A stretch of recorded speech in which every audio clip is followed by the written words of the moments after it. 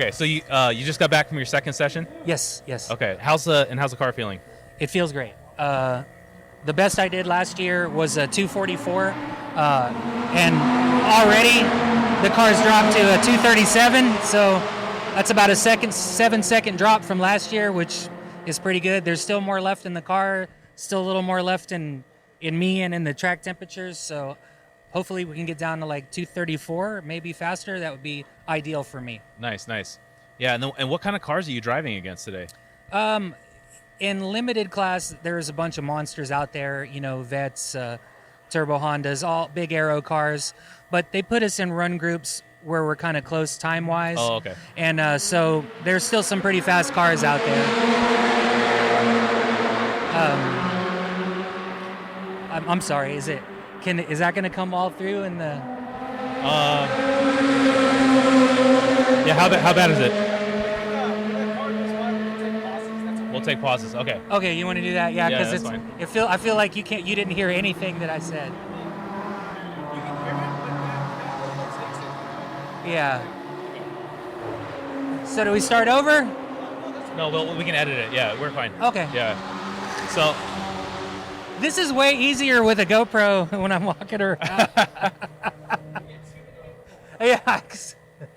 So, I mean, one thing I got to ask is, this is a really high-speed course, right? Yes. What kind of speeds do you see here? That's a good question. I haven't got to download any of the data yet, Yeah. but I'm interested to see what the top speed is on the back straightaway.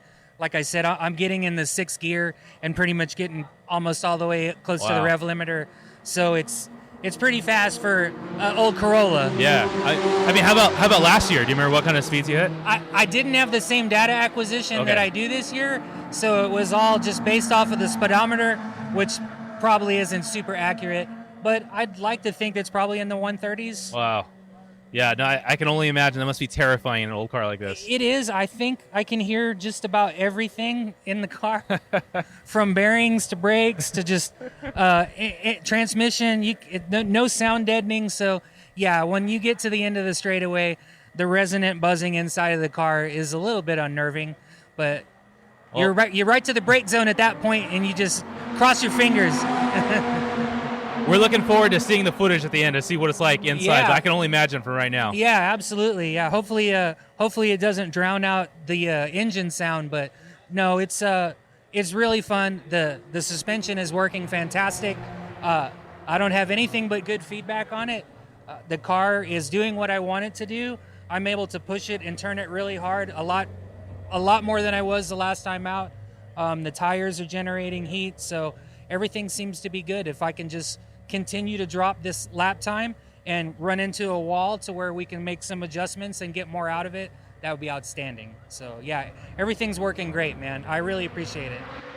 Yeah. So you were out here last year. What are the main differences with the car from this year to last year? Aside from the suspension. So realistically, it's a big difference in tire. I was running on an RS4. Okay. This Yokohama tire is actually pretty sticky. I'd say it's a lot stickier, even though it's the same tread wear as the Hankook. And of course, I had an early mechanical failure last year, so any more track time I can get is going to be an improvement over last year. So It's all positive at this point. Okay. Is it feeling now? If we are talking about the suspension, does it feel different over berms or jumps? Yeah, it's way more compliant. Okay. There's a couple of sections where I couldn't go flat out last year because I didn't know how the car was going to plant whenever it came over the crest. And this year, I basically am just pounding the curb, jumping over, letting the car land, and staying foot to the floor. So as long as you're flat out in those sections, those are areas in this track where you pick up a lot of time, just not pussing out and letting off the throttle. So, nice, man. It's all working good. It's 220 horsepower out of this F22. Wow. Car's light. It's super exciting to drive. I can imagine, man. Yeah. Yeah. Well, I'm sure all the Corolla guys out there are really rooting for you, and we're stoked to be a part of this. Absolutely of this historic event, I'd say.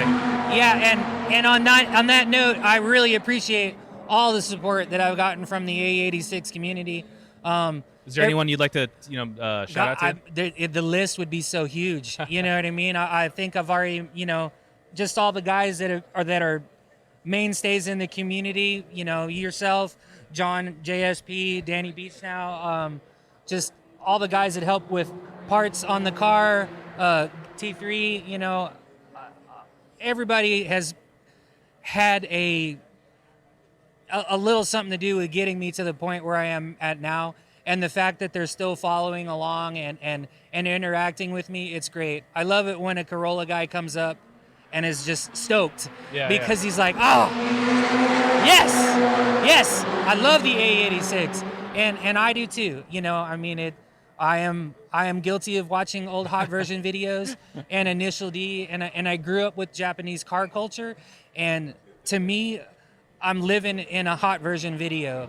This is exactly what I wanted to do, and I'm just really happy. We just need some subtitles for you, and we're good, right? Yeah, for sure. I need a Japanese girl in a bikini with a something. But no, it's I'm super stoked for all of it. So, and I appreciate everything that you've done. Oh yeah, of course, man. Yeah, we're all rooting for you, man. It's just really exciting, and we're very grateful to be a part of this process. I'm thankful that you guys are aboard, and I will just continue to push this weekend and see if I can't get a little closer to that target time and maybe go over that and surprise myself. So, awesome. And if that happens, drinks on me. We're looking forward to it. Thank you.